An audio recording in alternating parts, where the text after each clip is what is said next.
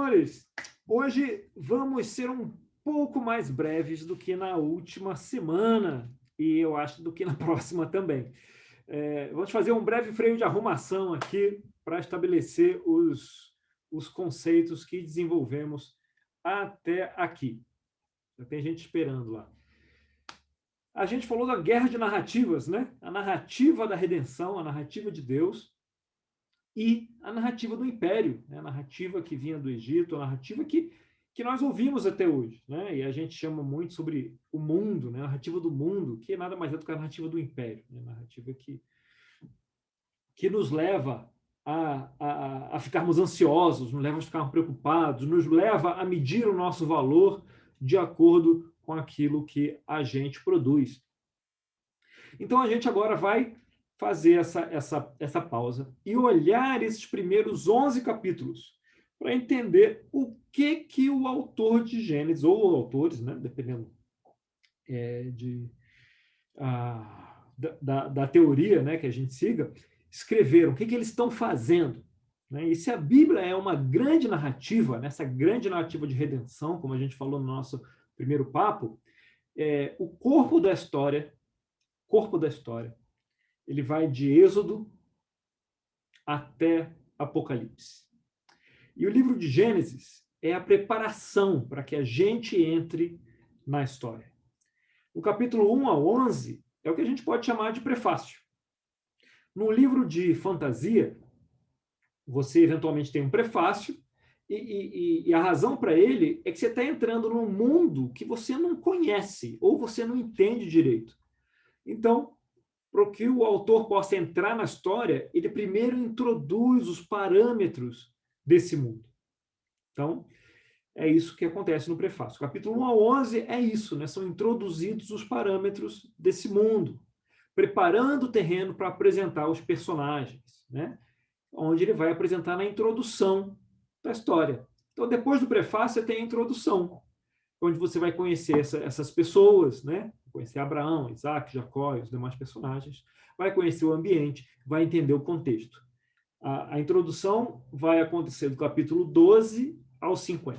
Então, você tem o prefácio do 1 ao 11 e a introdução do 12 ao 50. Para quem estuda os gêneros literários, você vai perceber que de 1 a 11 a gente está em um gênero diferente de literatura do que de Abraão em diante, que apresenta as coisas de uma forma mais histórica.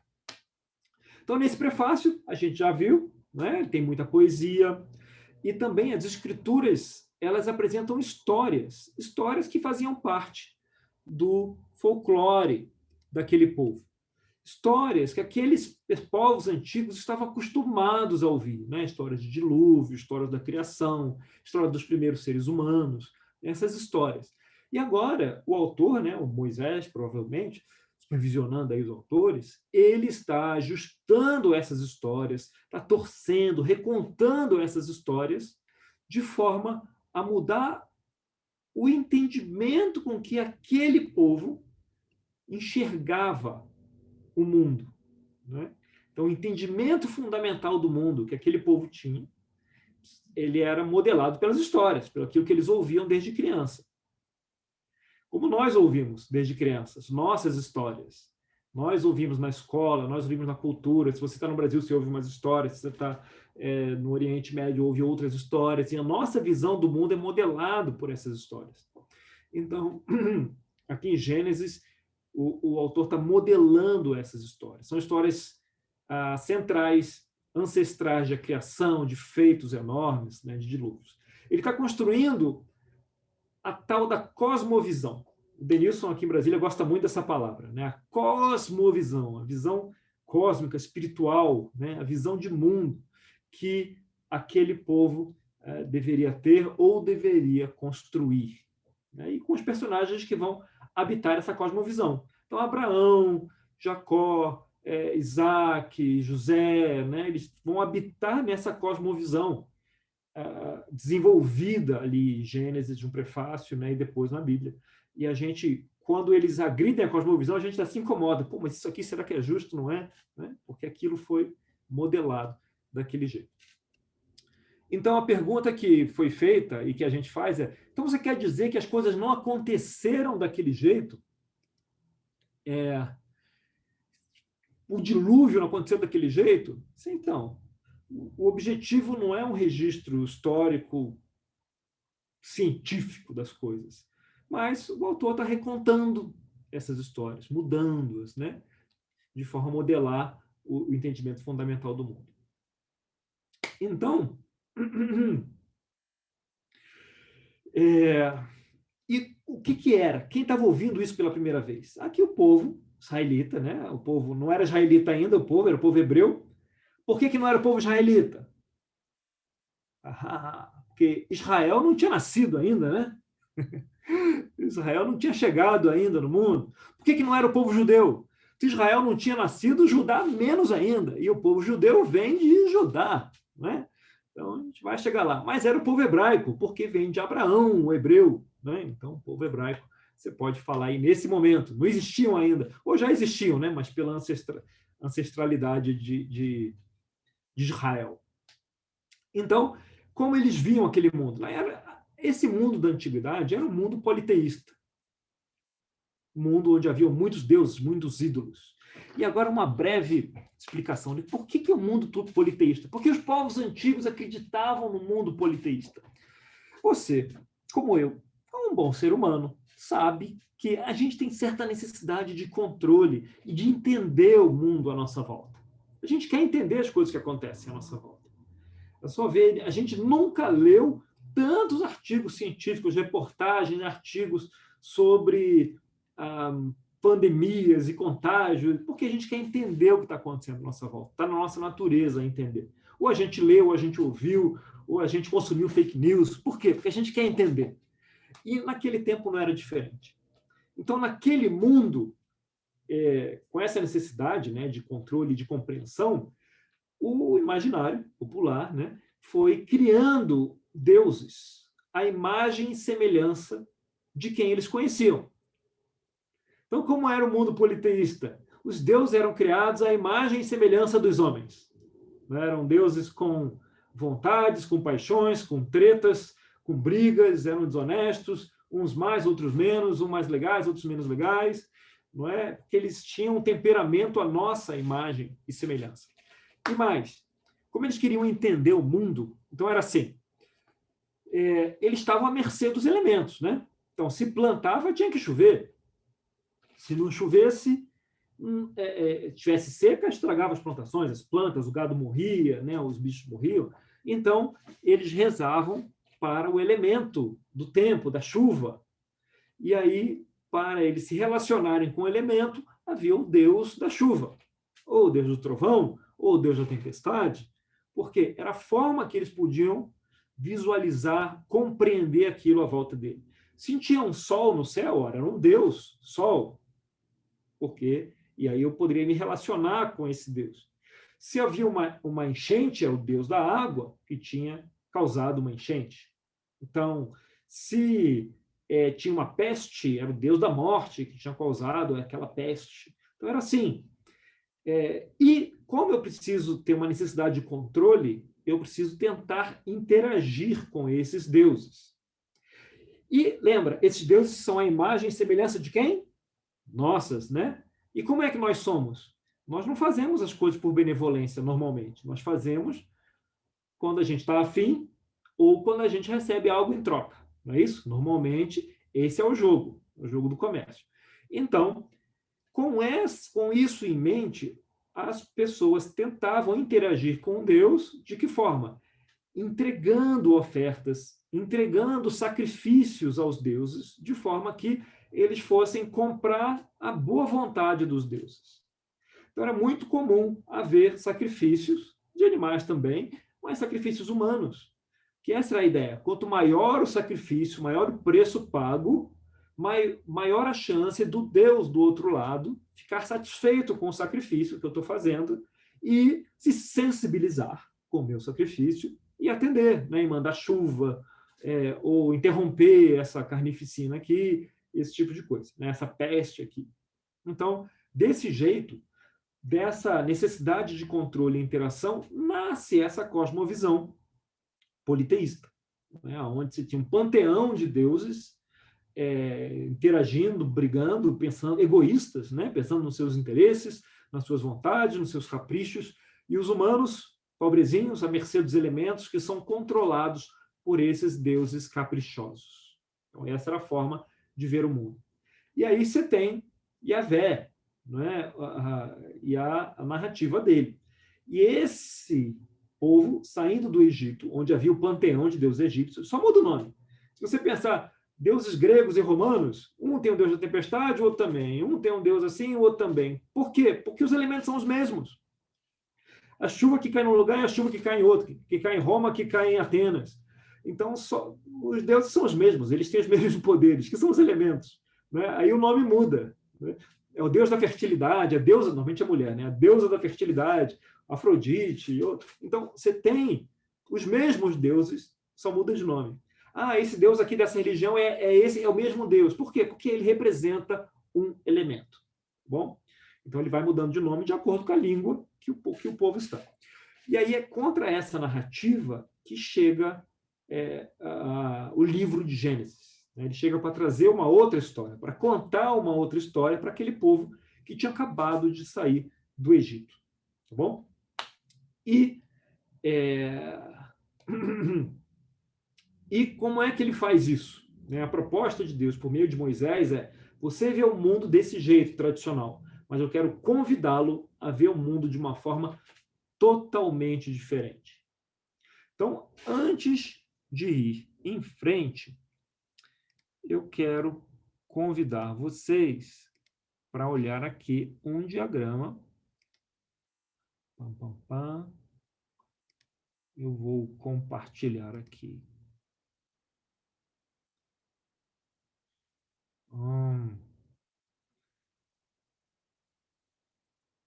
Vocês estão vendo a minha tela aqui, né? Estão vendo aqui a própria telinha aqui do PowerPoint, certo?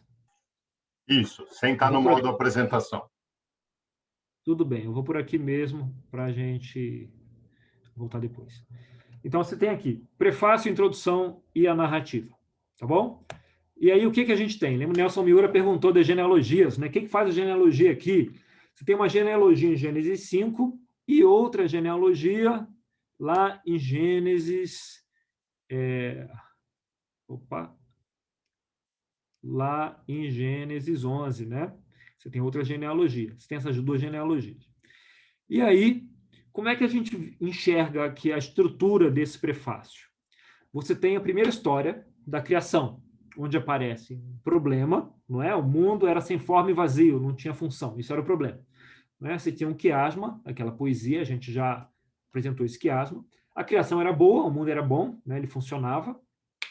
E aí, no fim, Deus sabe quando parar de criar e ele descansa. Primeira história.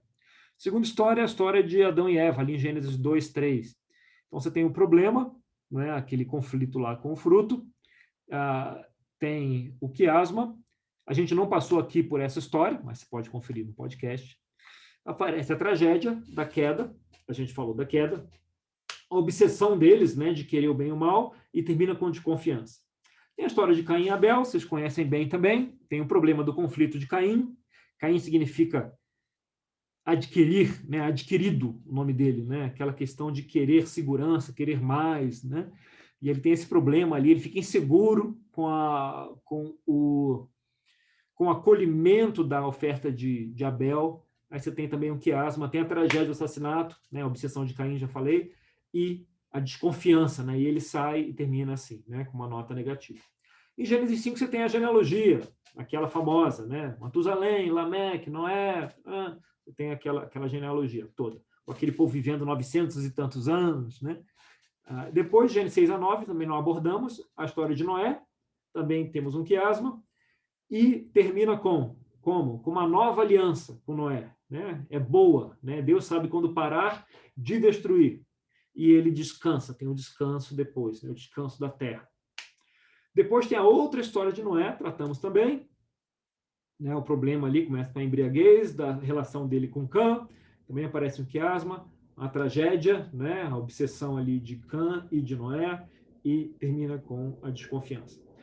E a história da Torre de Babel, né? A gente não tratou aqui, nem tratará, mas está lá no podcast, você pode ir lá conferir. Então, você tem um problema, o desejo dos homens, né, de fazerem um nome para eles mesmos, tem o quiasma também, tem a tragédia da separação das línguas, né, a obsessão dos homens por segurança, por manter o próprio nome, né, de não serem esquecidos, e termina também com a nota de desconfiança, e, por fim, uma genealogia. Então, você tem aqui as histórias de Gênesis 1 a 11. Então, a gente lembra do quiasma? Então, A, B, C, D. Então, uma história, né, boa, criação é boa, com parar e o descanso. Uma história com desconfiança, obsessão e tragédia. Uma história com desconfiança, obsessão e tragédia. E uma genealogia.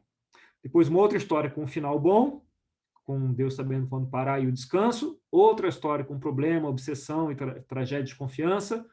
Mais uma história de Babel, né, aqui no C, com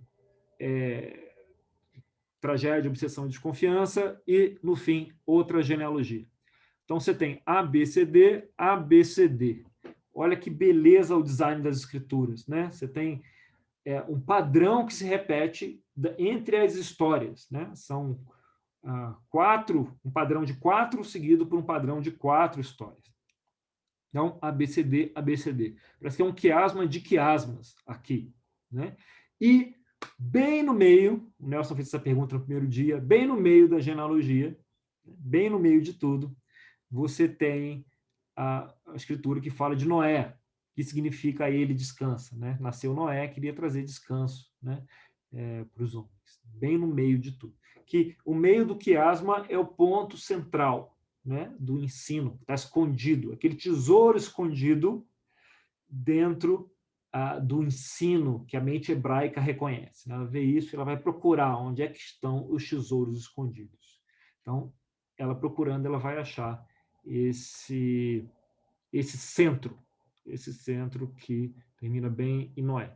Diz assim lá o verso: Deus deu-lhe o nome Noé e disse: Ele nos aliviará do nosso trabalho e do sofrimento de nossas mãos, causados pela terra que o Senhor amaldiçoou. Ele vem depois da desconfiança.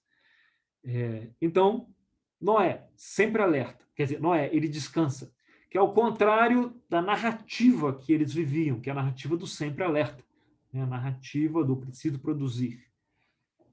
Então, o descanso e não se tornar obcecado com os próprios medos, com a própria insegurança, que era o que tinha bagunçado ali Adão, Eva, Caim e Abel, o próprio Noé caiu nessa também, o pessoal de Babel, eles vivem caindo vez após vez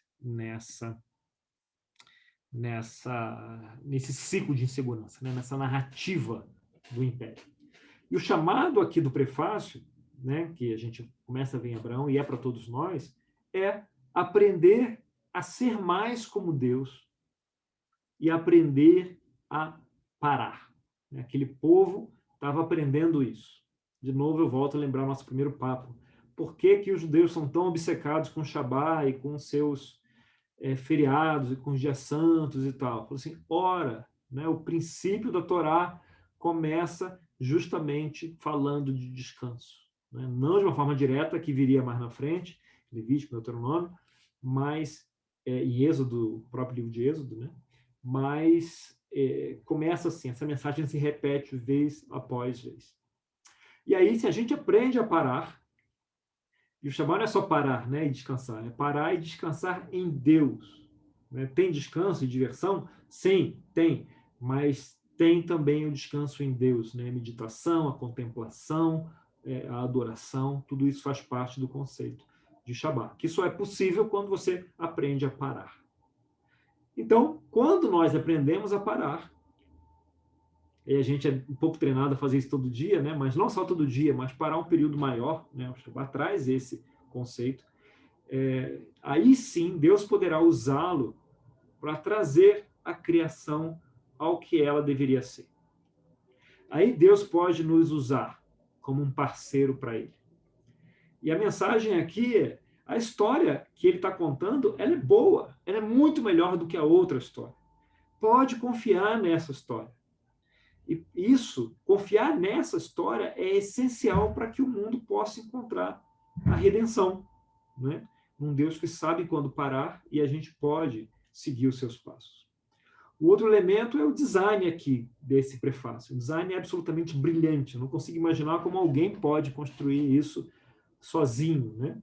A ideia prevalente hoje é que houve muitos autores. Eu acredito que Moisés estava ali por trás inspirando-os, supervisionando ali o grupo, mas ele é o autor tradicional também. Mas, bem, se houver mesmo mais autores, isso seria ainda mais impressionante, né? Ter mais autores e eles se harmonizarem desse jeito. E a audiência de Gênesis, a gente já falou qual era a audiência, né? A primeira audiência, ali o povo saindo do Egito, estava sendo convidada a remodelar o que eles pensavam sobre o mundo, sobre os deuses, na verdade sobre Deus, né? E sobre eles mesmos, né?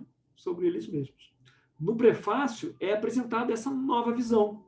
São novas propostas que exigem novas respostas diante desse entendimento. E essas respostas deveriam ser diferentes das respostas que eles estavam acostumados a dar.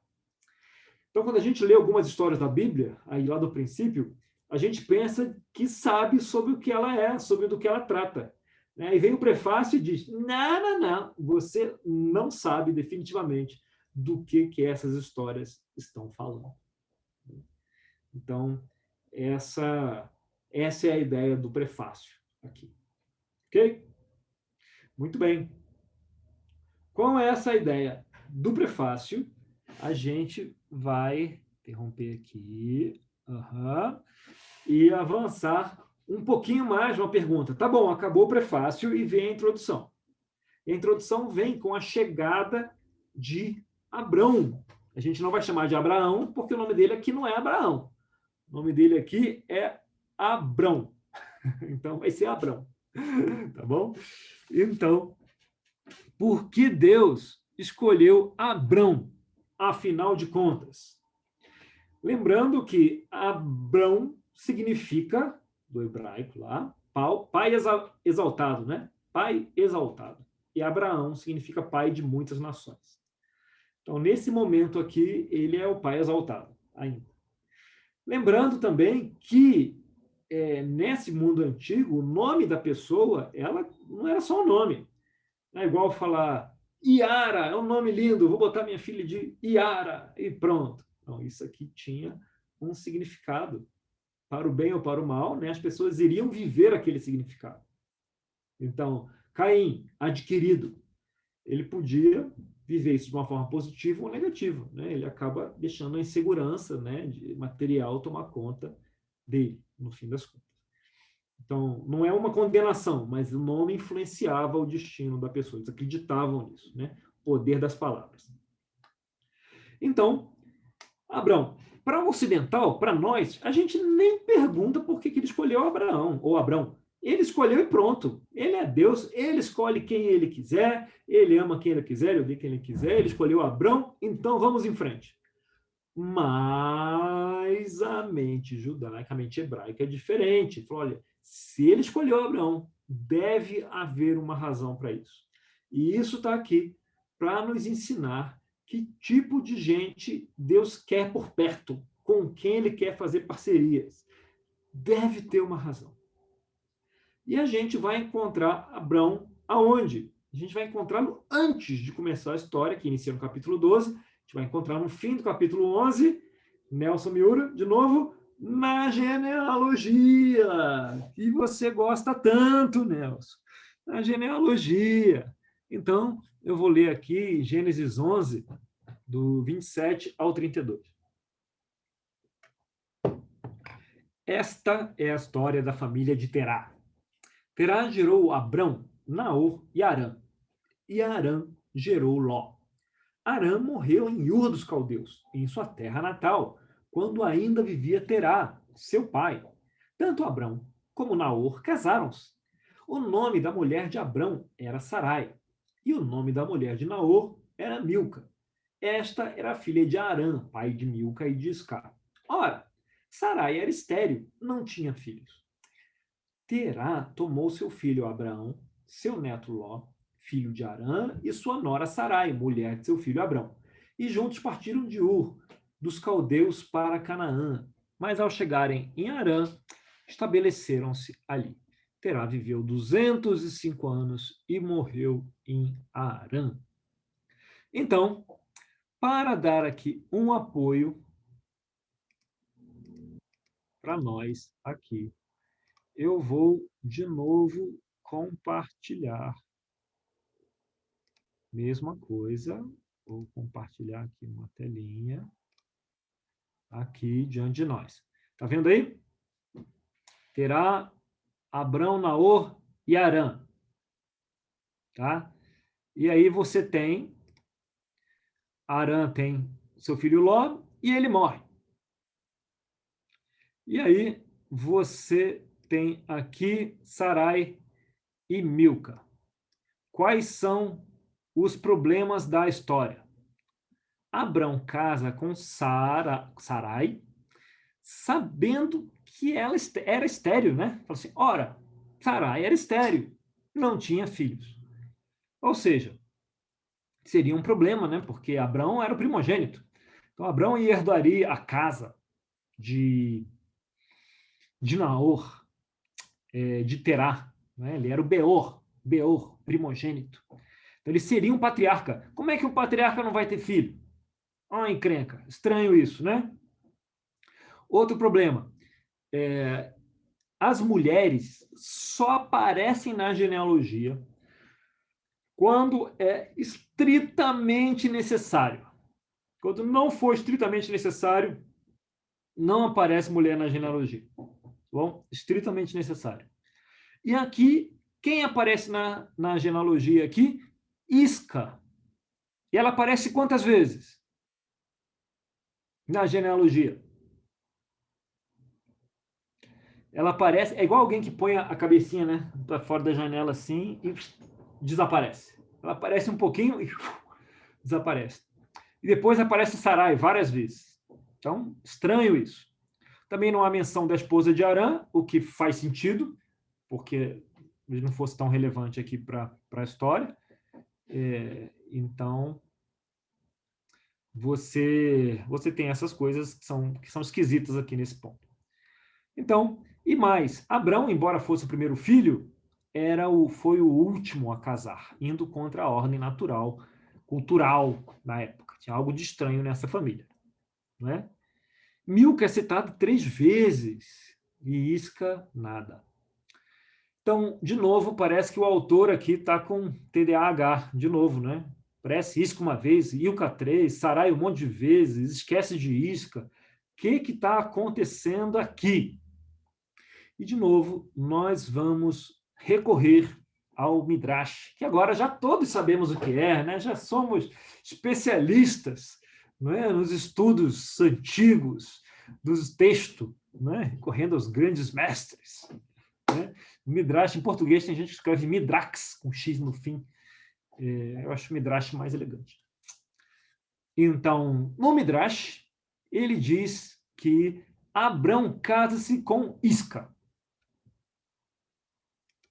O que o Midrash diz? Que Abrão casa-se com Isca.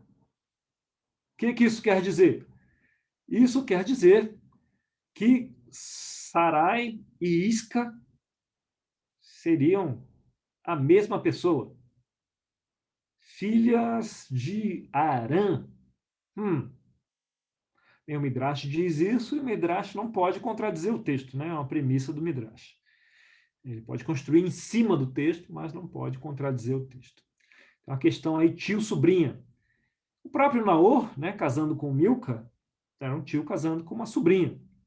O que era razoavelmente comum naquele tempo. Não tinha esse tabu todo que há hoje em dia, né? Então, era normal as pessoas casarem dentro da mesma casa, né? Do mesmo grupo ali, do patriarca. Então, Isca e Sarai seriam a mesma pessoa, segundo o Midrash. Vamos ver se isso faz sentido. Em português está escrito, tanto Abrão como Naor casaram-se. certo? Em hebraico, a construção é um pouco diferente, que o tradutor suaviza desse jeito. Em hebraico, diz assim, seria algo como Abrão e Naor, ele tomou esposa, no singular. Até tem um plural, mas seria no singular. Abrão e Naor, ele tomou esposa. Essa construção é a mesma que aparece lá, lembra quando Noé amaldiçoa Canaã, na verdade? E depois daquele fato, que nós não vamos repetir aqui, e você tem a mesma construção. Quando Sem e Jafé, ele pegou um lençol e andaram de costas. Essa construção, aparentemente, ela indica que os dois decidiram, como uma só mente, fazer um ato de benevolência. Sem e Jafé, ele pegou um lençol e foram cobrir o pai. Então, os dois, com uma só mente, foram cobrir o pai. E mais, seguindo a cultura, se eles colocam os dois, quem teve a ideia, normalmente, foi o primeiro, né? O crédito vai para o primeiro citado. Então, Sem e Jafé, ele pegou um lençol, seria uma ideia de Sem. E ele, junto com Jafé, decidiram cobrir Noé. E Sem dá origem, já que a gente está falando de origem, né? Sem dá origem aos povos semitas, né? Do qual Israel faz parte, né? Aí, se você quer saber, não, quem são os descendentes? Noé, qual é mesmo o filho de Noé que deu origem aos hebreus? É só pensar, Sem, semita, né? Então, Sem é que deu origem a esses povos. Então, Sem ganha os créditos. Então, Abrão e Naor decidiram casar com as sobrinhas. E por quê? Assim, ora, naquele tempo, o que aconteceu com o pai delas? O que aconteceu? O que aconteceu com o pai delas? Bem, a gente não sabe como, mas sabe que ele morreu. Não foi de Covid. E aí, eles, quando o pai morre, as meninas ficam desprotegidas, né? Aquele mundo patriarcal era muito duro com as mulheres. Você não tinha um pai ou marido para cuidar de você. Como é que você acha que a profissão mais antiga do mundo teve origem? É exatamente por essa razão. Sem um pai e um marido para tomar conta de você, menina, você acabava precisando recorrer a outros meios para sobreviver. Então, era um mundo muito cruel. Então, ali dentro daquela casa de Terá, quando Arão morre, ficam aquelas duas meninas. Ali era uma casa pequena, né? Ele havia saído da terra de Ur, estava aqui em Arã, que provavelmente foi batizado por causa do nome do pai delas. E elas ficam vulneráveis ali, né? Aquele clã é muito pequenininho ainda. E aí Abrão e Naor, ele tomou esposa. Eles assumem a responsabilidade pelas sobrinhas. E como que eles fazem isso? Já que em breve, como aconteceu, né? Terá morreria, né? Então eles assumem a responsabilidade pelas sobrinhas. Como que eles fazem isso? Casando com elas. E agora, se isso está acontecendo, Abrão, como primeiro, mais velho, ele era o primeiro a escolher. Por que ele escolheria a filha estéril de Arã? Se você quer elaborar um pouco mais, como é que eles sabiam que Sara era estéril? Afinal de contas, a história não diz como, mas ela presume que eles sabiam, né? Sei lá como, eles tiveram algum jeito, de alguma tradição, o ciclo mensal dela era alterado de alguma forma, não vinha, sei lá qual era o problema. Mas eles pressupõem. Falaram, ora, Sarai era estéril. Né? Então, pressupunha-se que essa era a informação. Então, se você fizer essas contas, Isca deve ser a mais velha das duas, que é a Sarai. Pelo menos segundo a tradição, né? Ela teria que ser a mais velha, pois quando, em tese, ela menstrua, ela tem que ser dada em casamento. Esse era o jogo. Menstruou, entrou no jogo. Né? Isso não tinha acontecido. Então, provavelmente, o fato dela ser estéril, alguma coisa tinha acontecido aqui, ela não tinha sido dada em casamento ainda. Então, era como o mundo antigo funcionava naquela cultura. Né? Ou seja, no fim das contas, Abrão tomou como esposa a filha estéril. E o que isso significava? Significava que não haveria descendência para ele, né? Ele estava abrindo mão da descendência. Imagina como é isso para alguém que foi criado para ser o patriarca, criado como o primeiro filho de uma casa importante, né? A casa de Terá, né? Abrão era esse cara. Ele poderia escolher primeiro, mas casa com a filha estéril. A gente pode pensar, não, mas é porque ele amava, foi amor à primeira vista. Filho, esse negócio é um negócio muito moderno, de amor, de casar por amor. Tá? Naquele tempo, essa parada não entrava tanto assim no jogo. Bom, então ele era o primogênito, mais velho, tinha que dar continuidade para o clã, então não tinha tanto assim esse papo.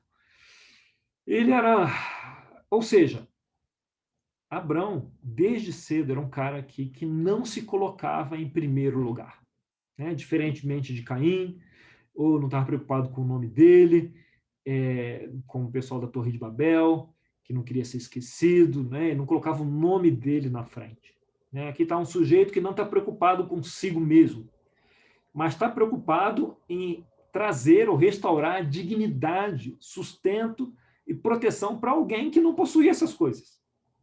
No caso, as sobrinhas, né? Depois que o pai morre, sustento, dignidade e proteção, elas perdem esse guarda-chuva todo. Então, o que a gente tem?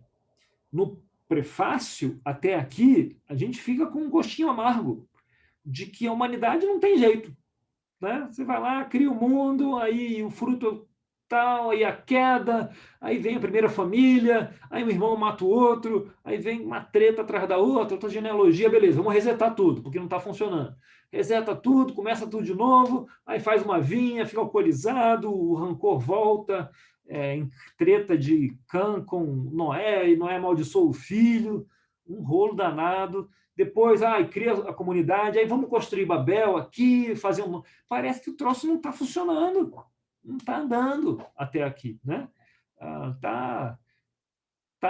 Deu ruim naquele negócio, deu ruim? Pois é, está dando ruim aqui. Então, fica essa humanidade, essa sensação de que não tem jeito, a humanidade não tem jeito. Tem muita gente que fala isso hoje, né? Isso é isso aí, é da natureza, não tem jeito a humanidade, é isso mesmo, então.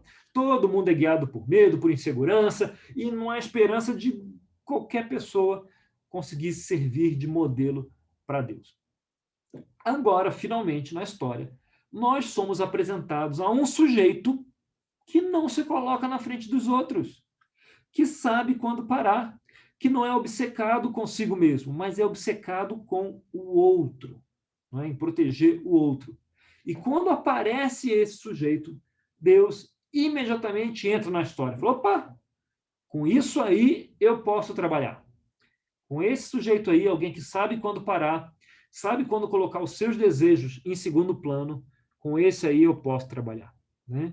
Esse é o tipo de pessoa com quem Deus quer trabalhar, né? E com a chegada de Abrão, ele chega ao fim dos quiasmas, né, do prefácio de Gênesis, de 1 ao 11.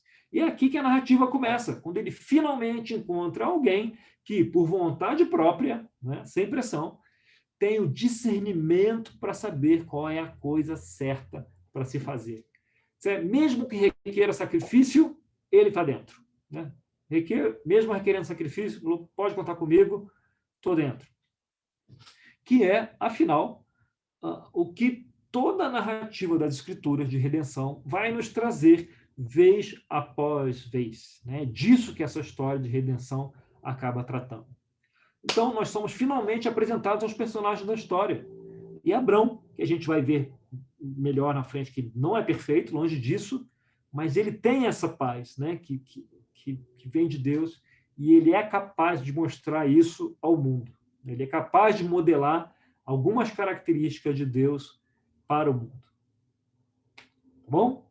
Então, Abrão entra nas... Por que Abrão? Porque finalmente Deus encontra um cara que pode modelar a narrativa que ele quer contar.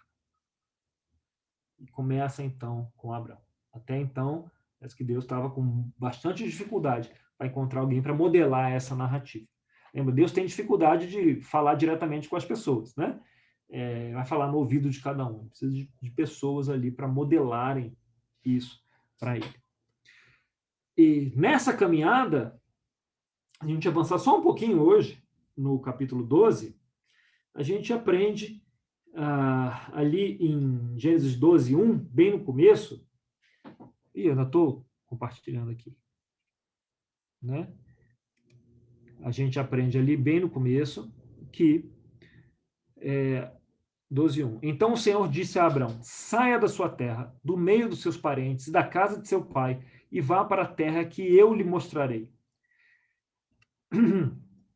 A gente ouve isso e é curioso, porque fora desse contexto, a gente não dá o crédito devido para Abrão. A gente não entende quão difícil era isso para alguém, para um cara, para um futuro patriarca naquele tempo. Lembra? Abrão era o primeiro filho, ele era o Beror, né, o primogênito, ele que herdaria o clã. Então, esse chamado de Yahvé para Abraão, saia da sua terra, dos meios dos seus parentes, é um negócio muito forte. Né? A gente pensa, Abraão já estava grandinho, já estava casado, já estava na hora de trabalhar mesmo, né? Está na hora de sair do ninho. Muito diferente, porque ninguém deixava a casa do pai. Não tinha esse negócio, deixar a casa do pai. Você ficava na casa, você assumia a casa do pai. Era isso. Esse era o destino de Abraão. Assumir a casa do pai, se tornar o patriarca no lugar do pai dele. Né? Essa casa, né, chamada Beit Hov, né, Beit Hov em hebraico, o Beit Hov, ele era composto, ele não era só a família, não é, onde tinha tios, sobrinhos, irmãos, filhos. O Beit Hov, a casa, ele era a comunidade, ele era a igreja, ele era o playground, ele era o clube, ele era a escola, ele era os vizinhos, ele era o trabalho, a economia girava em torno do ofício principal daquela casa, as ovelhas, se fosse criação de ovelhas, se fosse pesca, se fosse criação de grãos, né? O Beit Hov girava em torno daquilo, o sustento girava em torno daquilo. Então não era, eu moro com meu pai, era a vida da pessoa girava em torno da casa. Então, quando o Senhor chama Abrão, saia da sua terra, do meio dos seus parentes, ele está falando, deixa tudo, absolutamente tudo que você conhece, de onde você tira a sua segurança, de onde você tira a sua identidade e vá para a terra que eu lhe mostrarei. Quer dizer, vá para a terra que você nem sabe aonde é, porque eu que vou mostrar para você. E a gente vai começar a entender por que Abrão, no futuro Abraão, foi chamado de o pai da fé.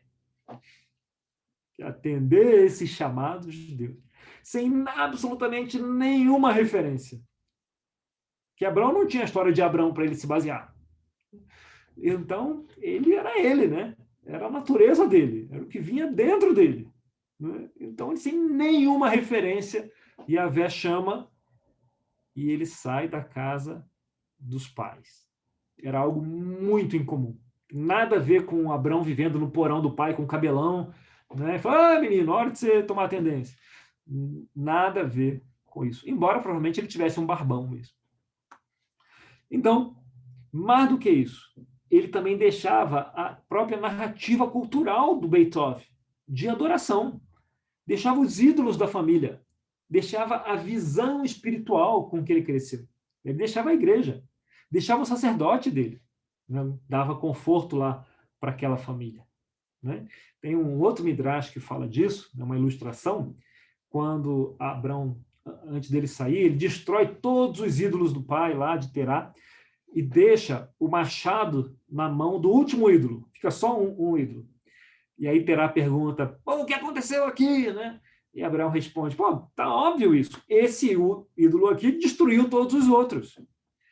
E aí Terá fala, não seja ridículo, eu fiz essas imagens com pedras. Por que você está falando isso? Do que Abraão teria respondido. Então, por que você se curva diante deles, já que foi você que fez? Culturalmente, não havia opção de sair. Né? O Beit Hov, ele seguia a linha espiritual do patriarca. A gente pensa, a gente ouve hoje, quando lê o Evangelho e ler Atos e ver a história, por exemplo, da conversão do carcereiro, né? E aí o carcereiro e toda a família dele foi batizada.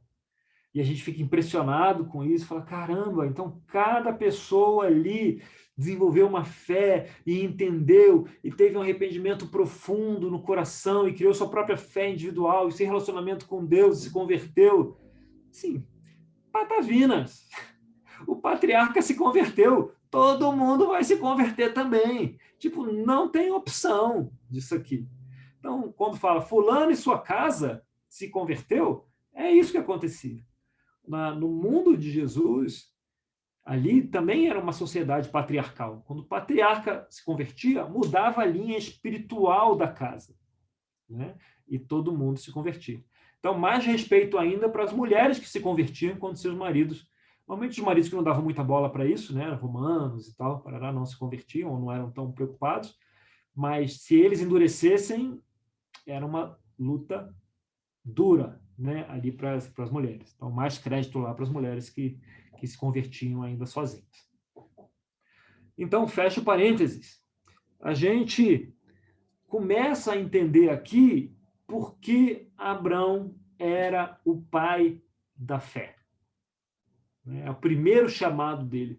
A gente pensa no futuro. Não, mas no futuro ele vai ser chamado, ele vai passar por outras coisas. A gente vai ver, passar por coisas muito difíceis.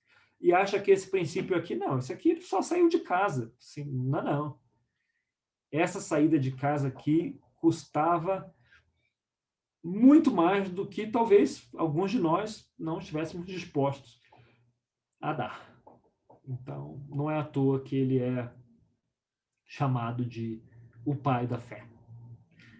Nas próximas conversas, a gente vai explorar mais essa caminhada de Abraão, por enquanto, sem escrituras para se basear, né? Só nos princípios dele e nas conversas eventuais, né, que ele tinha com Yahvé, na vida de adoração que ele começa a desenvolver.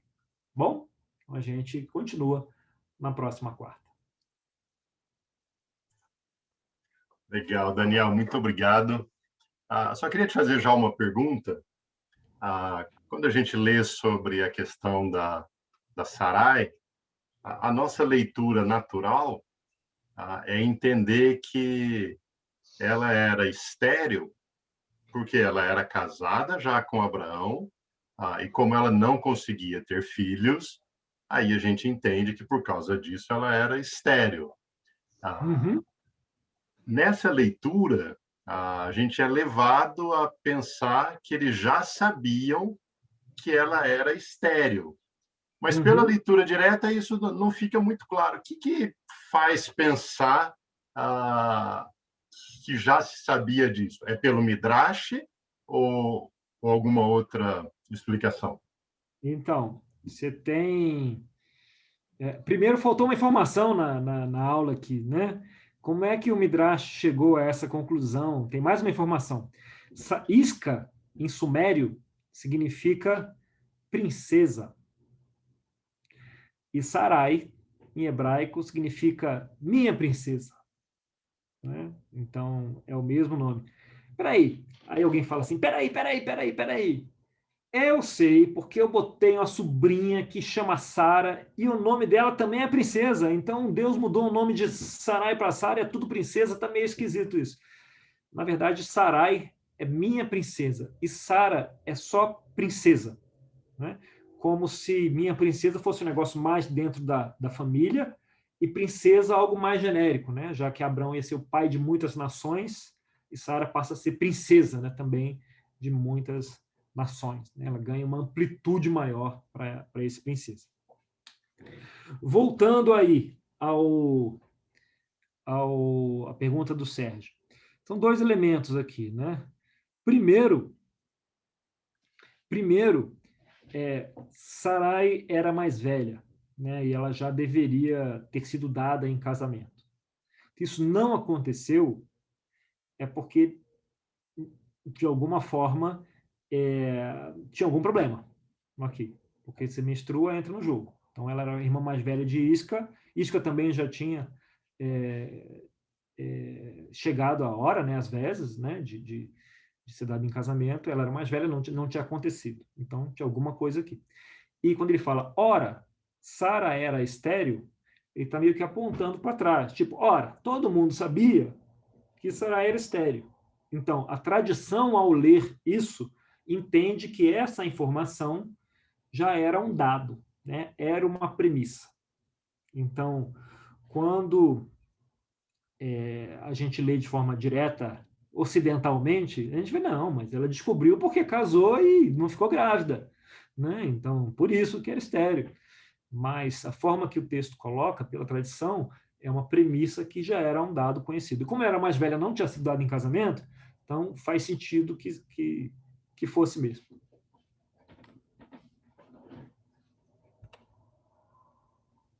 Eu acho que eu perdi. Como que sabe que a Sara era mais velha? Elas não eram gêmeas, né?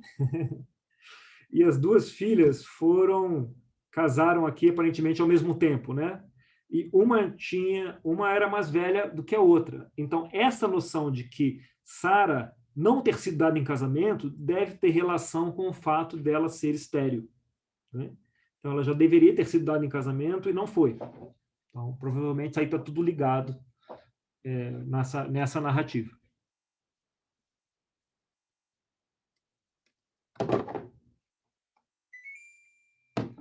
Faz sentido? Faz. Muito bom. Isca e Sarai. Quando eu ouvi isso, eu tomei um susto. Eu realmente nunca tinha entendido o que Isca estava fazendo na história. Ô Dani, realmente assim parece que na cultura judaica eles tinham um interesse muito grande, eles valorizavam mesmo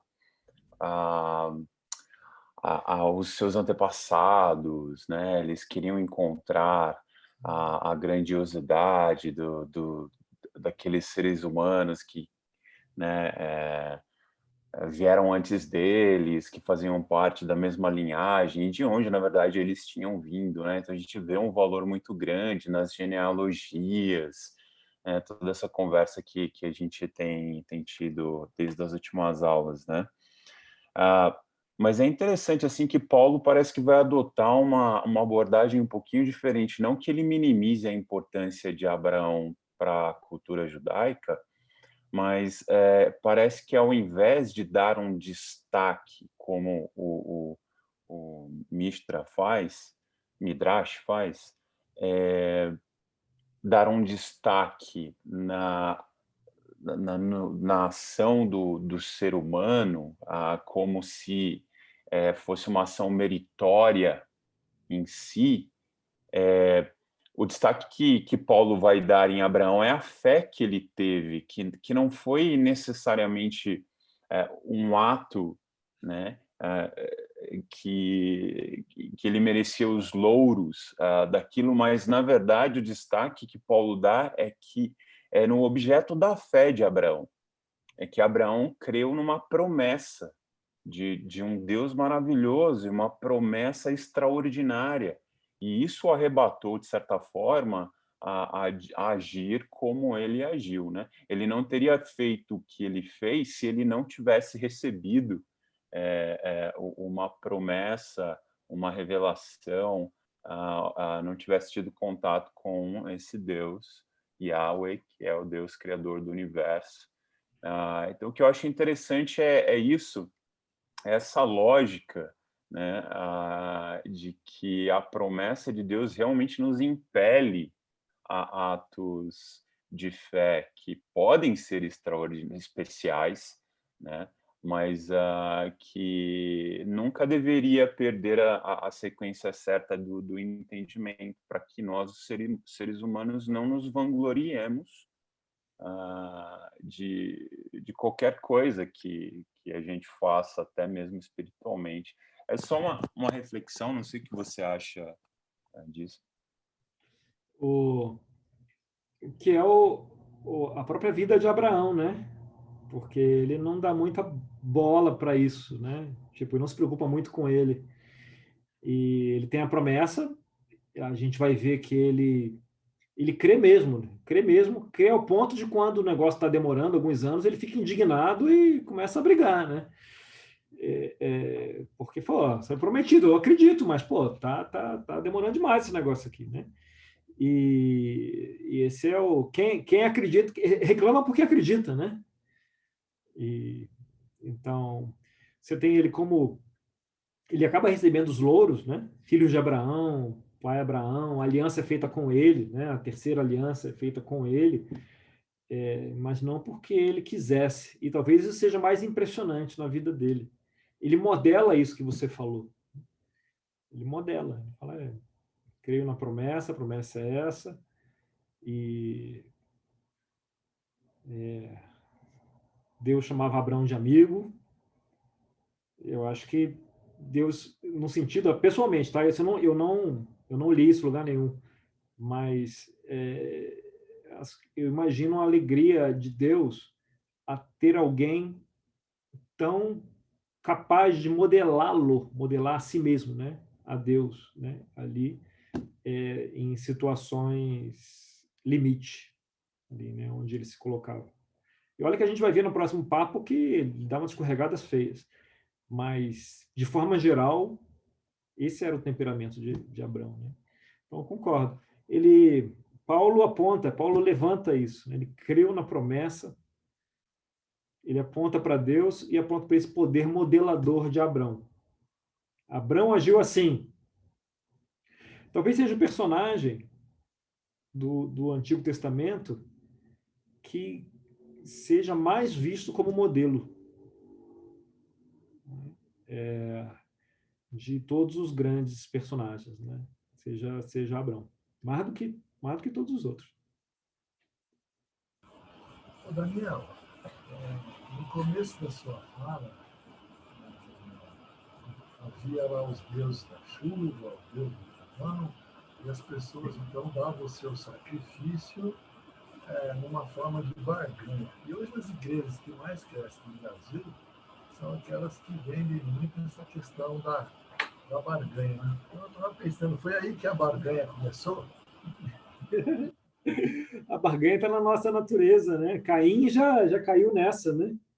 Ele já tentou barganhar lá com Deus e em segurança, né? E já não deu muito certo, né? Lá no começo. Então, acho que começou antes, viu? Começou antes. Está bem entranhado em nós esse negócio de barganha, bem entranhado. Mas obrigado, Zé. Fala, Ana. Isso. Ô, Daniel, o que eu ia perguntar, porque aqui fala que eles iriam para Canaã, né? Eles saíram para ir para Canaã. Se isso já é alguma indicação do futuro, de ir para a Terra Prometida, enfim. Sim, eles iam sempre para o oeste, né? Eles saíam lá de Ur dos Caldeus, lá da Mesopotâmia, e iam caminhando para o oeste, em direção ao Mar Mediterrâneo. E Terá foi caminhando em direção a Canaã, né? E acabou parando em Harã, não é isso? Essa história se repete ao longo de Gênesis, né? Toda essa direção, né? Essa caminhada para o oeste ali até para Canaã. Eu tenho uma teoria também pessoal, né, sobre Terá. Eu não sei, mas eu acho viável que Deus tenha tentado ali primeiro com Terá para ir para Canaã, e como ele parou antes, Deus continuou com o filho. Por que isso não está registrado? Só é registrado aquilo que é essencial para a história de redenção que ele está contando. Deus tem muitas outras interações que não são registradas. A gente sabe que ele tinha um relacionamento com Melquisedeque, com Balaão, não é? E a maior parte desse relacionamento não está registrado nas Escrituras. Então, eu acho curioso que a família de Terá já estava indo para Canaã, mas acabou parando antes. Daniel, posso fazer uma pergunta aqui também? Rapidinho. Não? Tá bom. Não, agradeço pela aula, foi excelente, e eu fiquei com uma dúvida, assim, que bem interessante. Pode ser maluca, mas tudo bem, né? Coisas malucas também são interessantes. É o seguinte, você falou no começo da cosmovisão politeísta, né, que faz muito sentido, de o ser humano ele criar o Deus a partir do que são os seres humanos, né? A imagem e semelhança dos homens são os deuses. É interessante porque eu estava lendo teatro grego há um tempo atrás e faz muito sentido. E aí, você vai lá e pega essa ideia, você fala de Abraão, né? Como que Deus, ele, depois de tudo que aconteceu antes, Deus percebe que não, esse cara eu acho que dá para ser modelado e tudo mais. Então, assim, talvez possa ser maluquice minha, tá? Mas será que Deus, no final das contas, foi criado a imagem e semelhança do homem? Tipo isso, sabe? De Abraão, de... Porque ficou na minha cabeça isso, fazendo link com os politeístas, né? Com a cosmovisão politeísta. E aí Deus vai lá e pega justamente Abraão e cria, de certa forma, uma nova narrativa do ser humano, né? Então, enfim, é uma doideira, mas queria saber de você. Não é válido, ô Luiz. A gente... esse é o tipo de pergunta que vale a noite, né? Porque a gente tem que questionar essas loucuras mesmo. Tem que questionar. É doideira? Mas é para ser questionado mesmo. Eu falei todos os outros dias que a gente costuma não questionar essas coisas por achar que é quase pecado, né? Falar essas loucuras. Mas é assim que a gente vai construindo nossa convicção. Mas a resposta para isso assim, é diferente demais essa narrativa. É diferente demais, né? Ela é contra-intuitiva até hoje. Se você pega o cristianismo e a narrativa de Shalom, né, de Deus, ela é paradoxal, ela é contra-intuitiva demais até hoje. Tanto que a gente chama o mundo, né, e a igreja. Então, Deus tenta modelar a igreja, né, e depois com Jesus Cristo, né, a sua imagem e semelhança, que é muito diferente, em muitos aspectos contrário ao caos que a gente experimenta e vê na vida das pessoas, né? Então, é curioso, né? A física tem o princípio da entropia. Aí, Sérgio, entropia, né? Todo mundo, o que é entropia? Assim, os elementos tendem ao caos se não for aplicada uma força externa. Você imagina a sua gaveta de meias. Se você não ficar arrumando, vai ficar bagunçado aquele parado. Isso é um exemplo da entropia. Agora, você fica arrumando e mantém a gaveta organizada. Mas se você não fizer nada, vai virar uma zorra. O seu armário, né? O seu carro, vai virar uma zorra. Então, a gente experimenta isso vez após vez, né? Na nossa vida, nas comunidades, nos países, nas nações, nos relacionamentos, nos casamentos. A gente tende ao caos. Né? As vidas tendem ao caos. A gente precisa aplicar uma força externa o tempo todo. Então, quando nasce a cosmovisão politeísta, é um caos. Os deuses são um caos. Eles brigam uns com os outros, eles lutam, eles traem uns aos outros, eles fazem guerra, eles fazem maldade uns com os outros e com os homens, de graça, por capricho. Ou seja, eles refletem esse caos que é a nossa vida. Já a narrativa de Deus, a narrativa de Shalom, né, a narrativa de ordem, e não só uma narrativa de ordem, mas uma narrativa de ordem sustentável, é muito diferente do que eles experimentavam e do que a gente experimenta até hoje. Então, por isso, para mim, é muito suave crer que realmente Deus busca a nossa aproximação para que a gente possa modelá-lo, né, com paz, com Shalom, com harmonia. Entendeu? Então... Eu ouvi um trocadilho há algum tempo atrás, Daniel, que falava que Deus fez o homem à sua imagem e semelhança. E o homem retribuiu isso fazendo Deus a sua própria imagem, né? Era no contexto de que a gente tenta dar características para Deus que são nossas, né?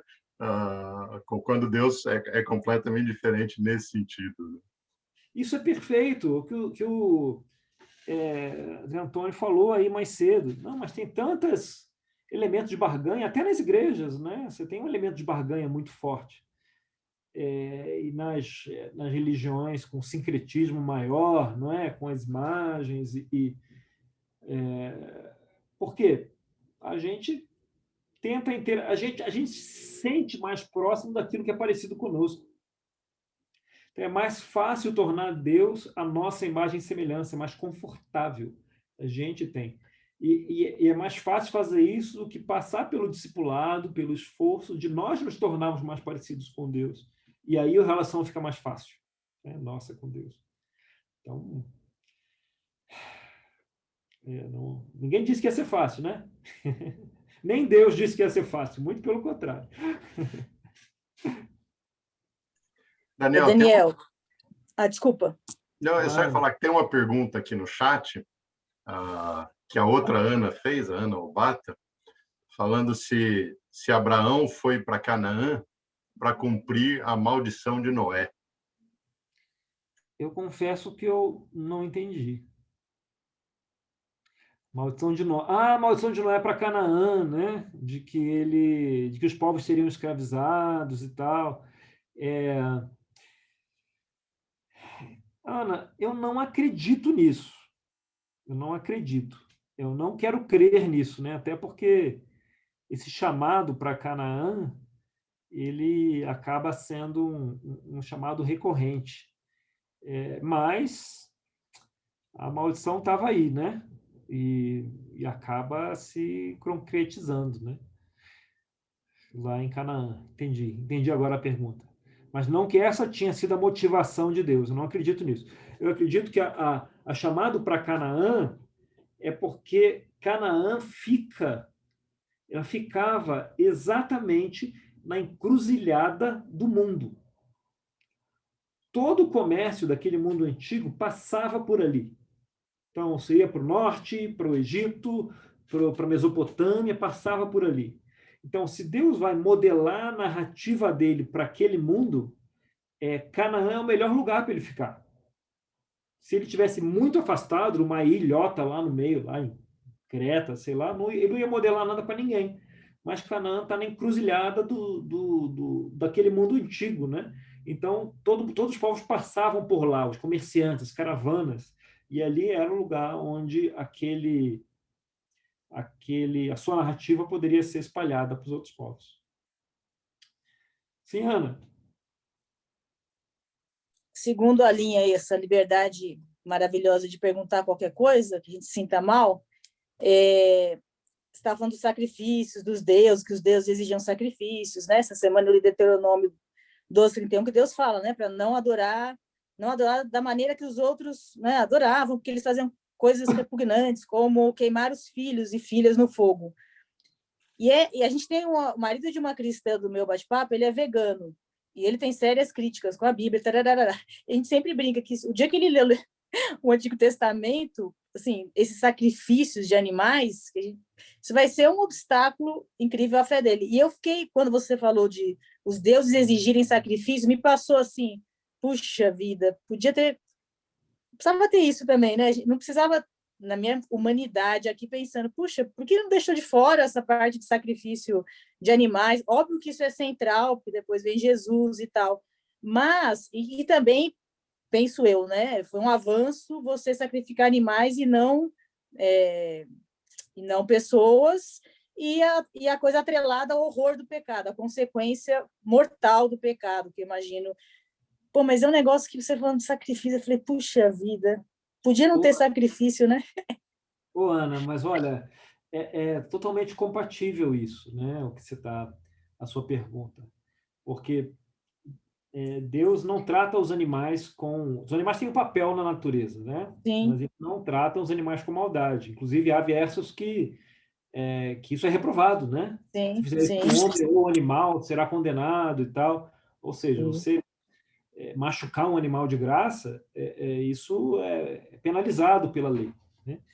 Então, Deus preza pela sua criação, ele gosta da criação e os sacrifícios, eles são uma solução subótima para um mundo subótimo, não é?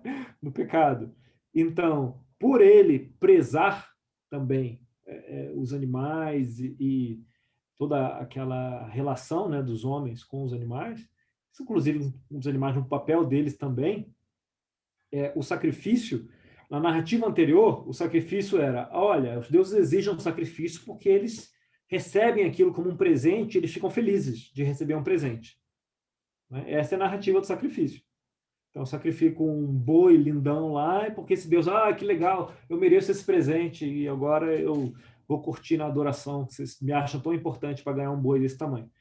A narrativa de Deus não, olha, você me deu um carneiro que eu criei, que eu gosto dessa criatura, que tem um papel na minha criação, que é importante para mim e é importante para você, para que você possa sentir a dor do pecado e ter a expiação desses pecados. Tipo, não é para mim, eu não preciso do sacrifício. Ele repete isso 50 vezes ao longo das Escrituras. Mas você precisa fazer o sacrifício, para você meditar na sua vida, entender as lições espirituais que vêm desse sacrifício. E mais, e além, lembra, um no cravo e um na ferradura. E esses sacrifícios seus vão alimentar meus sacerdotes, que não vão vão passar tempo criando isso, eles precisam comer alguma carne, vão comer a carne desses sacrifícios. Tá? Então, tem duas funções. Tem a função deles terem a lição espiritual do sacrifício, não que é um presente que Deus não precisa, e tem a função de dar proteína para a família dos descendentes de Arão. Né? Então, a filosofia é toda invertida, né?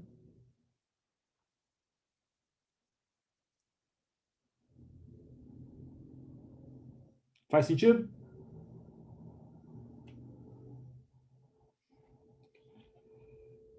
Mas realmente é uma pergunta. É uma pergunta boa essa, viu? É uma pergunta muito boa. Curti. Estou curtindo as perguntas.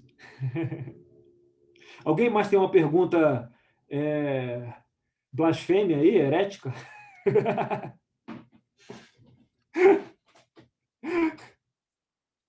O Jorge vai suspender a escola bíblica, vai falar para o Sérgio, Sérgio, está rolando uns papos aí que não está ajudando.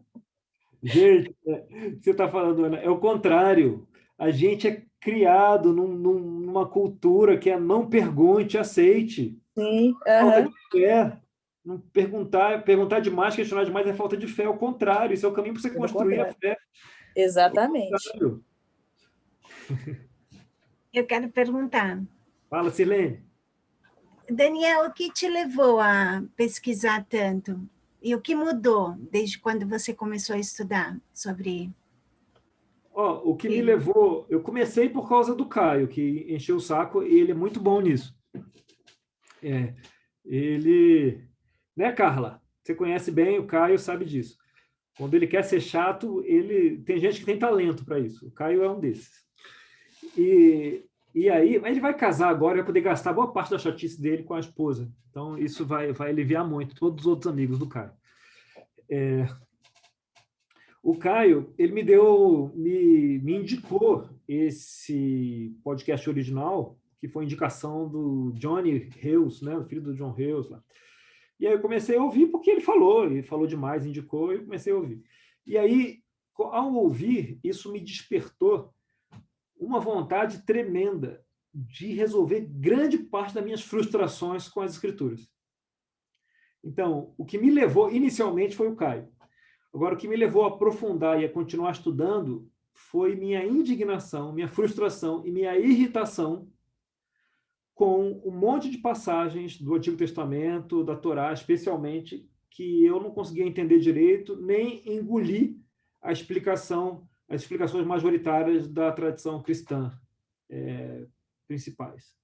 Então, eu falava, cara, isso aqui não faz sentido. E a fé é razoável, né? Eu já conheço o suficiente da Bíblia para entender que a fé ela é verdadeira, ela é razoável e ela faz sentido. E essas explicações que esse povo fala por aí, elas não fazem sentido. Elas exigem uma fé que não é coerente de ponta a ponta. Então, foi isso. Foi minha indignação com a incoerência de grande parte das explicações que são oferecidas na tradição cristã. Já que estamos blasfemando aqui, né? Então... Tem algum exemplo de alguma coisa assim que mais você questionava e que você encontrou essa resposta? Sim. O exemplo foi o dilúvio, foi um exemplo. O fato da criação não bater com a ordem da evolução é um outro exemplo. o fato de por exemplo, Deus endureceu o coração do faraó. Por que não deixa o faraó desistir em paz e deixar os caras? Por que não endureceu o coração do faraó? Não deixar o faraó escolher em paz o que ele faz, né? Então, outro exemplo, esse exemplo de Noé amaldiçoando Canaã, que nem tinha sido ele. Então, vários exemplos aí.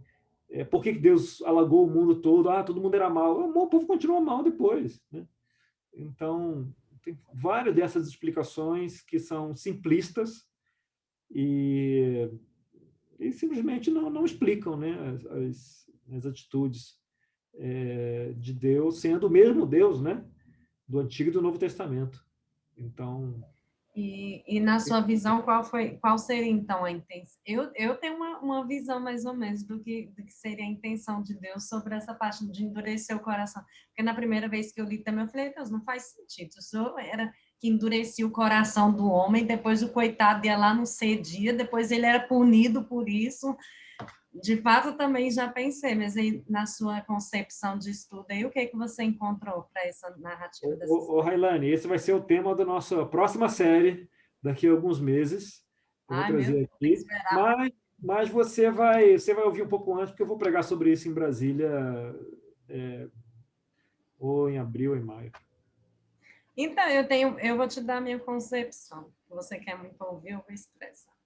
Eu penso que porque como o povo de Israel ficou muito tempo ali, né, sendo escravizado ali e vendo muitas coisas, acredito muita coisa daquela religião ali, naquele contexto onde eles estavam vivendo, eu acho que eles não tinham conhecimento de quem era Deus.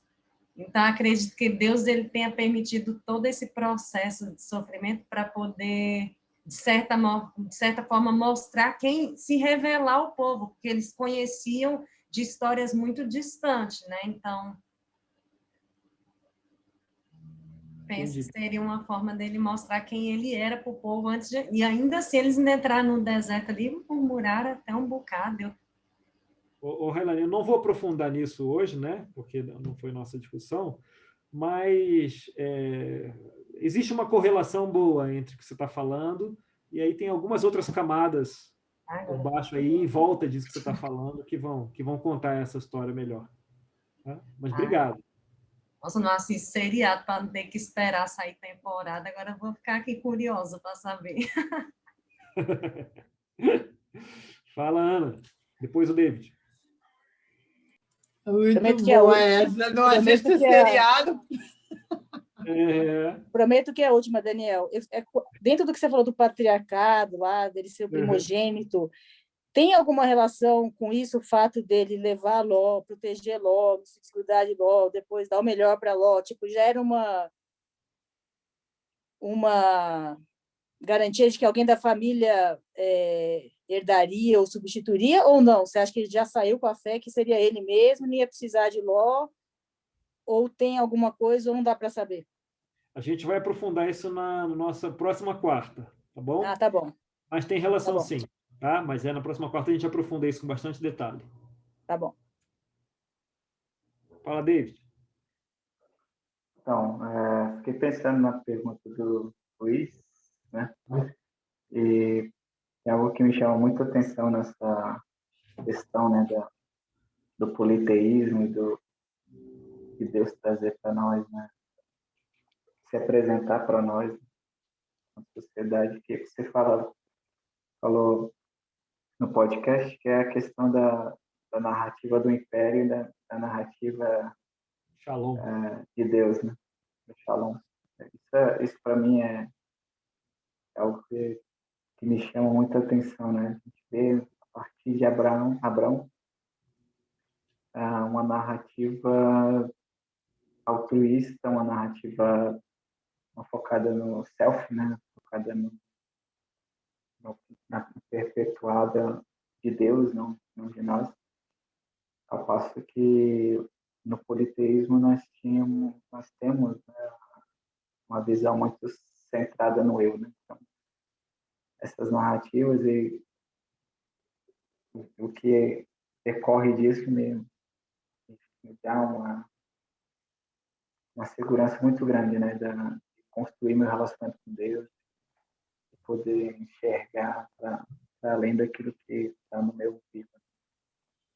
E é curioso, David, que a gente, o negócio muito centrado no eu, né? Hoje a gente vive isso, né? A gente vive a nossa sociedade ocidental, né? Europeia, americana, brasileira, se está na mesma família de sociedades, a gente tem essa pegada, né? Que nos define, né? A nossa identidade diferente, a nossa individualidade.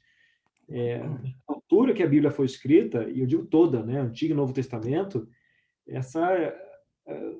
não existia essa identidade descolada da família, da ancestralidade, do grupo que você faz parte, isso tudo, né? Quando Deus manda a mensagem dele, isso é a cultura com que a Bíblia trabalha. A Bíblia trabalha com essa cultura. A gente às vezes interpreta de forma torta as escrituras por não levar isso em consideração.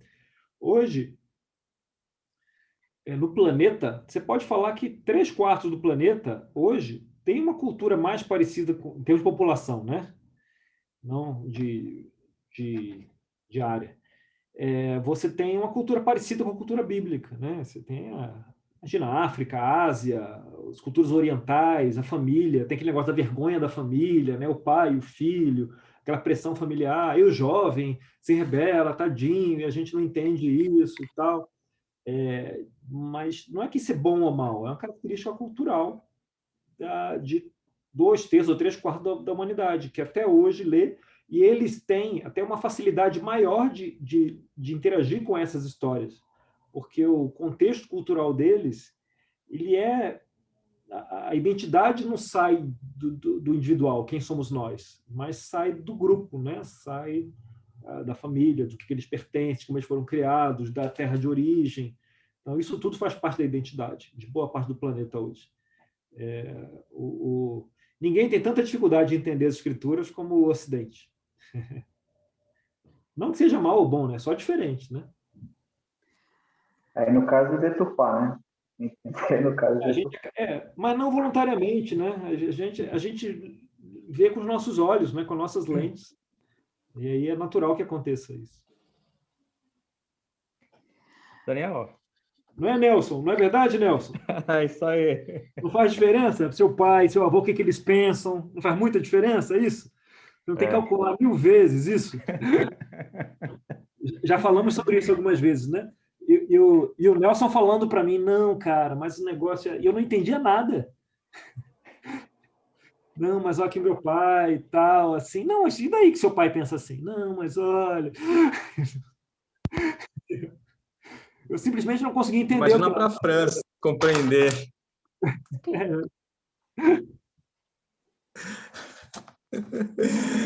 Daniel, queria te perguntar uma coisa. Você comentou sobre Terá, né? Oi? É sobre genealogia? Dessa vez não. Explicou bem. Depois de você ter mencionado tantas vezes hoje... Agora o Nelson vai ver.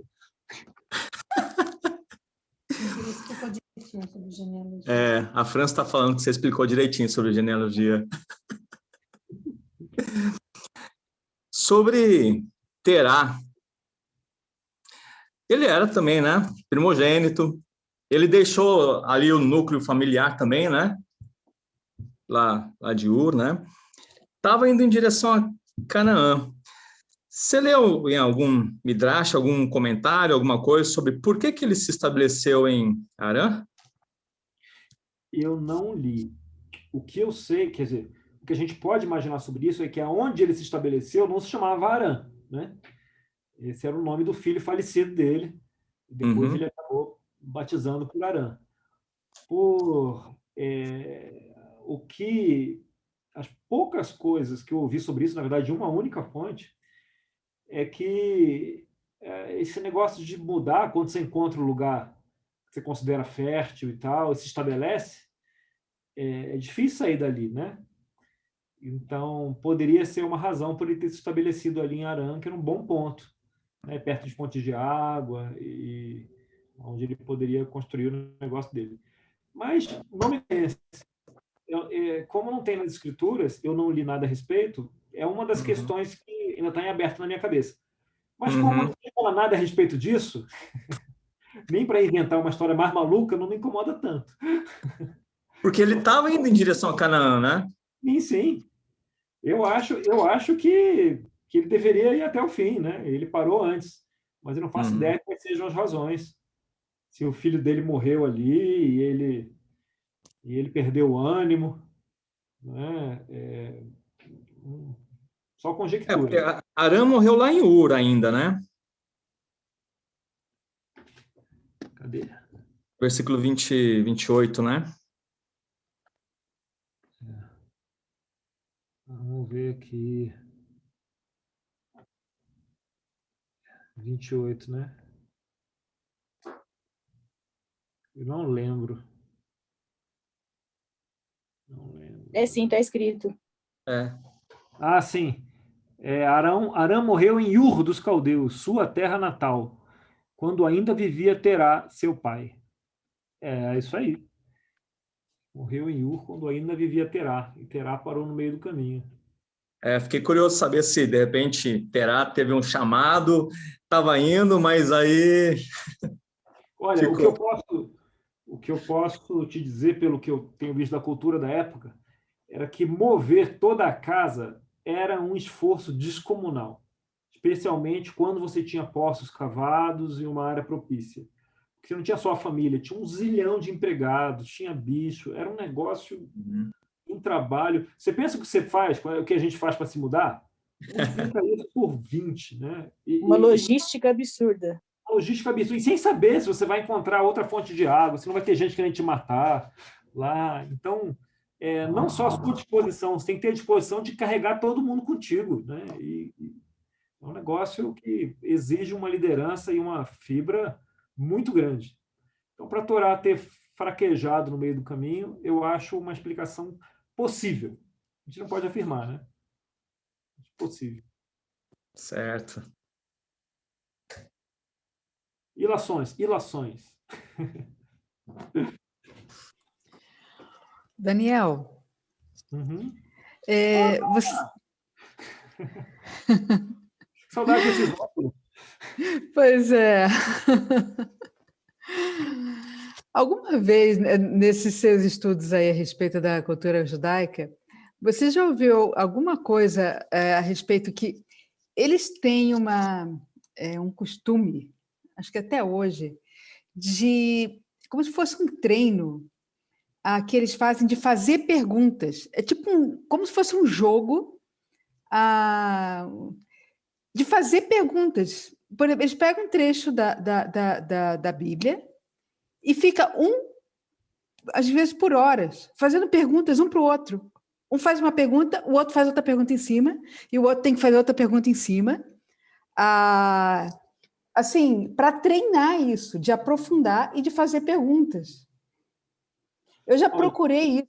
Uma vez eu fiz um curso com uma mulher lá do Centro de Cultura Judaica para perguntar sobre isso, e ela não comentou, mas eu acho isso tão interessante, porque eles buscam, né? Oi? Não tinha jogado esse jogo. Pois é. Eu já ouvi falar, eu já li alguma coisa a respeito, mas eu não consegui o nome dessa tradição que eles têm, esse hábito. Não sei se eles fazem isso dentro da sinagoga, mas que eu acho isso muito interessante. Estela, eu não conheço essa tradição, ou esse jogo, ou essa brincadeira, que seja. O que eu sei é que antes do Bar Mitzvah, boa parte da turminha lá já decorou grandes partes da Torá. Tipo, decorou capítulos inteiros, de ponta a ponta. E quando se eles prosseguem nos estudos, né, para se tornar mestres, eles decoram toda a Torá e mais os livros de apoio dos mestres Seforno, Shema, e desses caras, os escritos dos mestres que suportam. A Torá é o básico, né? Como se decorar a Torá e recitar Tipo, isso é o básico para a gente começar a conversa. Eles decoram os outros livros em volta. Para participar lá do Bar Mitzvah, eu não sei quanto treinamento que ele tem que ter para se apresentar no dia lá do Bar Mitzvah. É um negócio que, para nós, não faz sentido. Quer dizer, deveria fazer, porque, num sentido, a gente decora muita coisa. Né? Se você buscar as letras de música que você sabe de cor, eu aposto que dá mais de Gênesis. A gente não percebe, né? Você não percebe. Mas eu aposto que dá. Só botar as letras, que você já sabe de cor. Então, é aquilo que a gente investe, né? O nosso tempo. Eu li esse Gênesis, devo ter lido mais 40 ou 50 vezes. Estou muito longe de decorar. Muito longe. Demais. Na verdade, para mim parece uma missão impossível fazer isso. Mas para eles é natural. A Ana comentou aqui da série Stiesel, que eu recomendo. Está no Netflix. Tem 2 temporadas e vai ter a terceira, sobre famílias ortodoxas que estudam nas yeshivas e ficam fazendo perguntas um para o outro o tempo todo mesmo. Né? Aparece lá essa tradiçãozinha deles explicando, né? Perguntando, explicando, tirando dúvida o tempo todo. Mas tem esse negócio que o Bruno falou também, porque a cultura não sei se eles percebem isso, mas eles valorizam tanto os mestres que para nós soa como um pouco de culto à personalidade, né? Eles têm quase uma veneração, né? Os santos católicos, eles têm também com os mestres rabínicos, né? Tem pintura dos caras, tem estátua dos caras, né? E quando os caras aparecem, né? É muito forte. Não sei até onde vai o respeito que tem que ter mesmo com Mas também não é uma questão nossa. Mas a Ana tá certa. Quem quiser uma boa série, é uma série boa, não é chata, é gostosinha de assistir, os Stiesel. E a gente ficou órfão aí quando acabamos de ver a segunda temporada. Um doido aí para ver a terceira temporada. Obrigada. Obrigado, Estela. Não respondi nada, mas obrigado.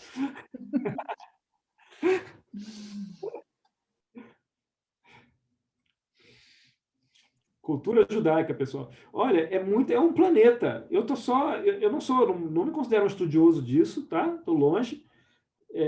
Não conheço os nomes direito dos costumes. Eu estou estudando conforme eu vou caminhando aqui nas escrituras e aparece, eu trombo com uma ou com outra coisa. Mas nem é um planeta, é uma galáxia, né? De informações, de costumes, de hábitos, de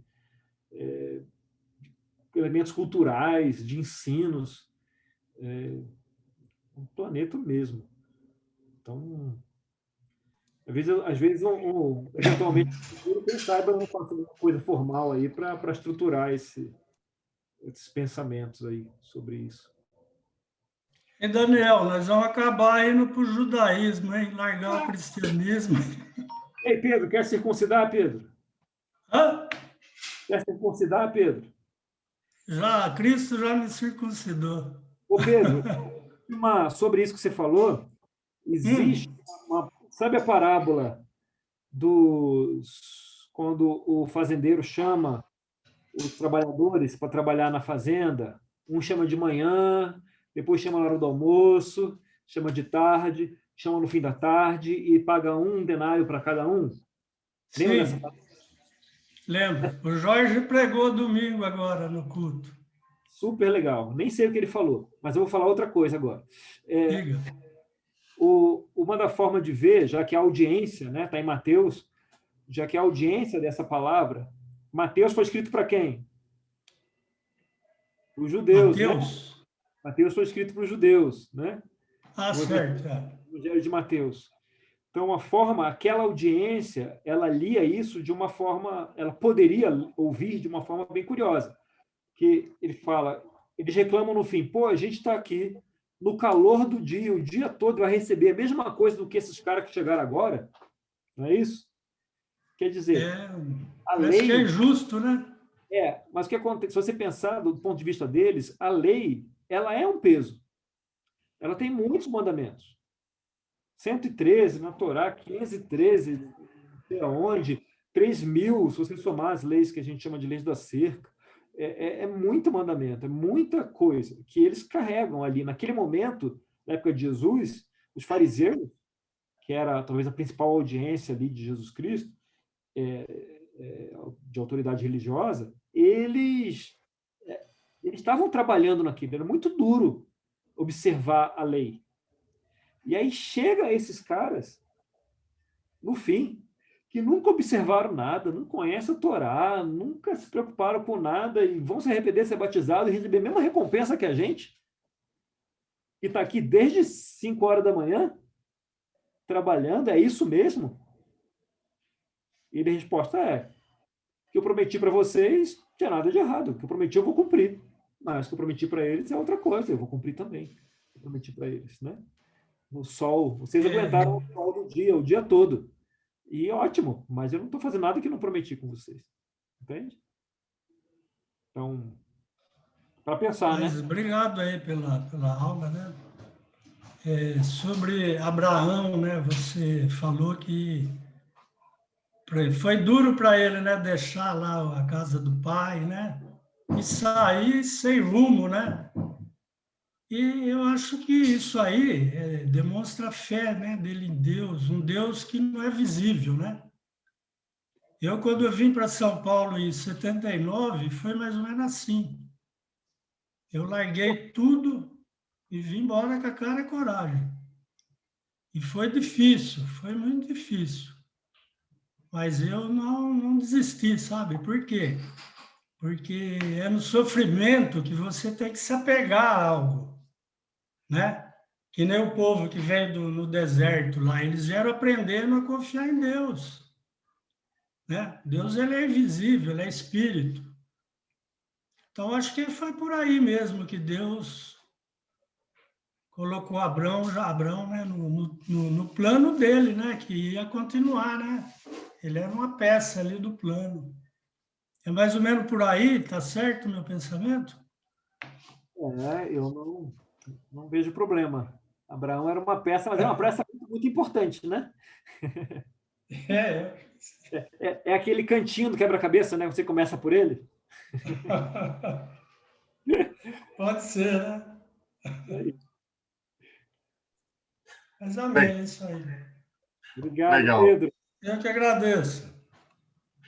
Legal, Daniel, acho que pela hora vou agradecer ao pessoal que ficou até agora, as perguntas. Obrigado aí pela sua paciência e disposição em responder.